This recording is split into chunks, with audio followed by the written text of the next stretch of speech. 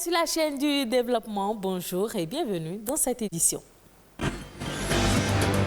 Le projet d'approvisionnement en eau potable dans les milieux ruraux est en marche. 24 villages du département de l'Atakora sont désormais desservis. Vous aurez dans cette édition le compte rendu de la cérémonie de réception provisoire.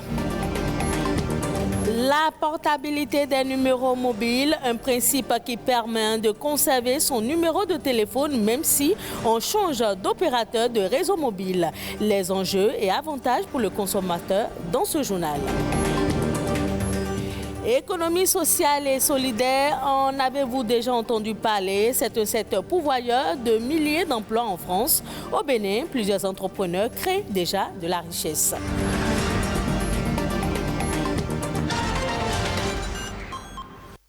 Je vous le disais en titre, 24 villages de Kouafa dans le département de l'Atakora ont désormais accès à l'eau propre à la consommation grâce au projet des systèmes d'approvisionnement en eau potable en milieu rural. Ces populations ont fini avec les difficultés d'accès à ce liquide vital. La cérémonie de réception provisoire avec Jérôme Humbo.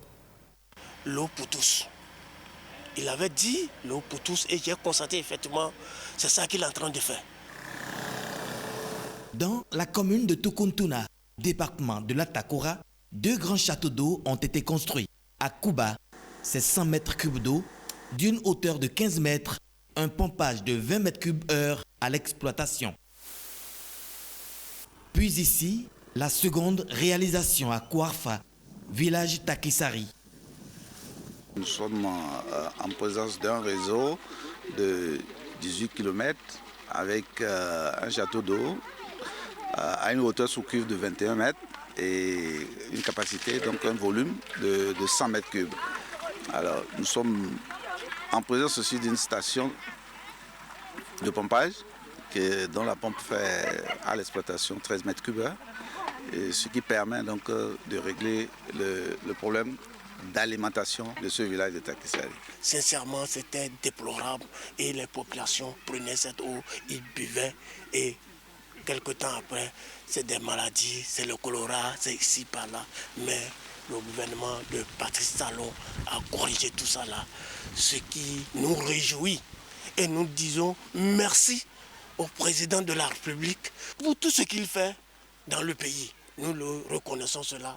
Et depuis l'indépendance, si on avait un président comme lui, aujourd'hui, le pays ne serait plus à ce niveau. Le gouvernement de Patrice Talon nous a aidés pour la vie. Parce que l'eau potable, ça nous diminue les maladies. Donc c'est une richesse, je peux dire. Là, on va le remercier. Tout d'abord, nos femmes souffraient de l'eau. Il faut aller au marigot. Voilà, en saison sèche, maintenant, il n'y a plus d'eau. C'est la boue. Hein. Les bornes fontaines sont construites à titre transitoire. Pour une gestion plus efficace, les ouvrages seront transférés à des opérateurs privés. Parce qu'entre-temps, quand c'était les fermiers locaux, sincèrement, c'est ce qui se passait. Et quand l'infrastructure tombait en panne, c'était des difficultés pour réparer. Ce que nous avons eu jusqu'aujourd'hui avec les fermiers, ça montre qu'il nous faut un nouveau système de gestion de nos systèmes d'approvisionnement en eau potable.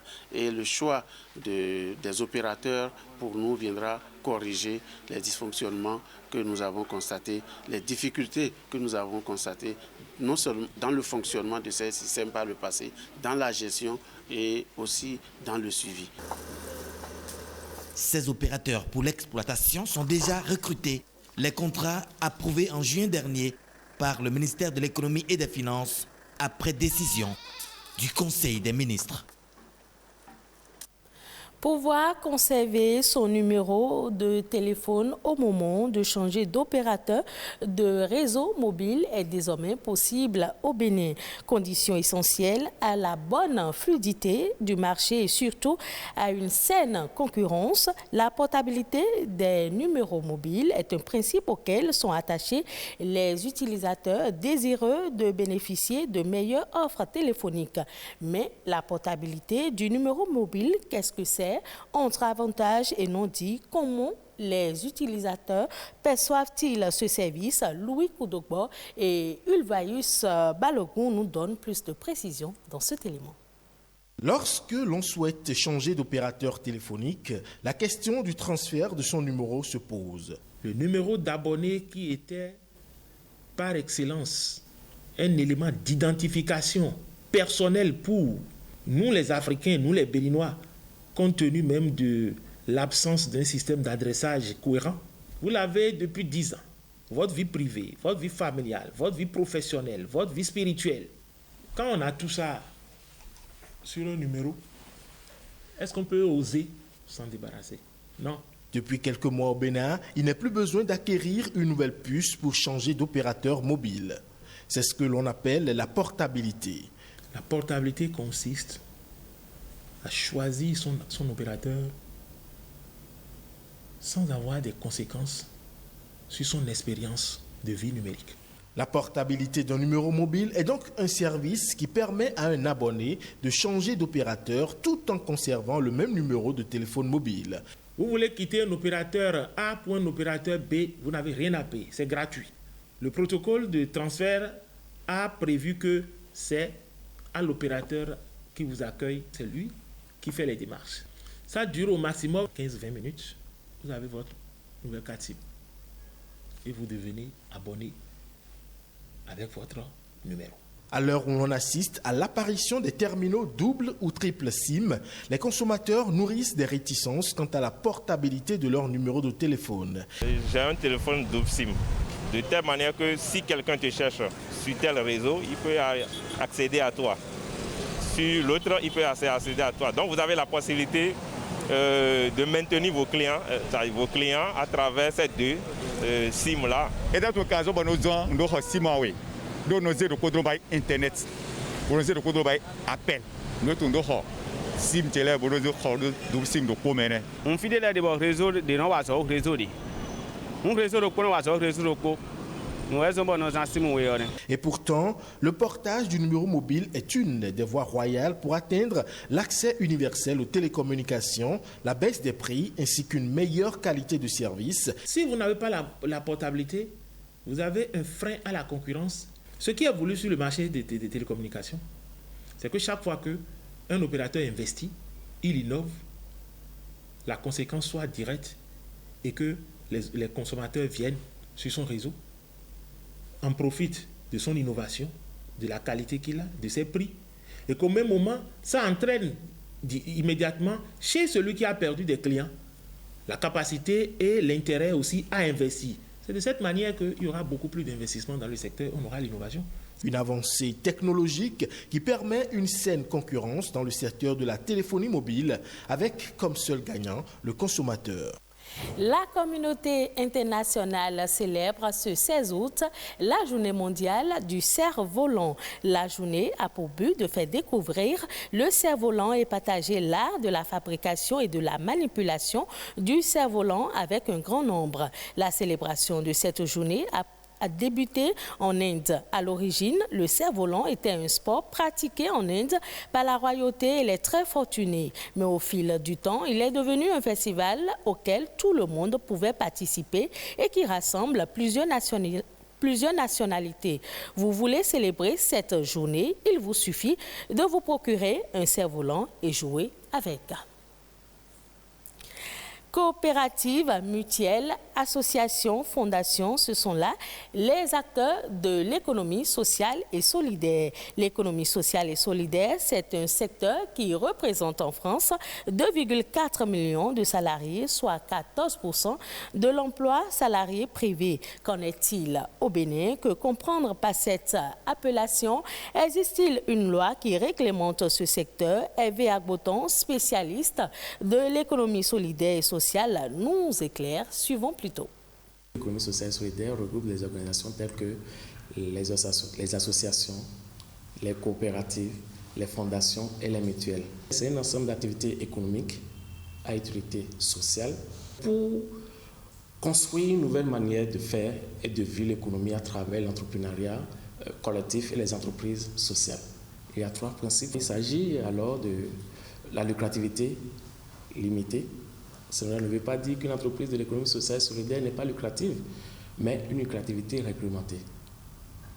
Le principe démocratique, une personne, une voix, ce n'est pas parce que l'autre a apporté 10% dans la part sociale et l'autre 5% que leur voix ne soit pas égale. Non, dans l'économie sociale et solidaire, on prône une gouvernance démocratique.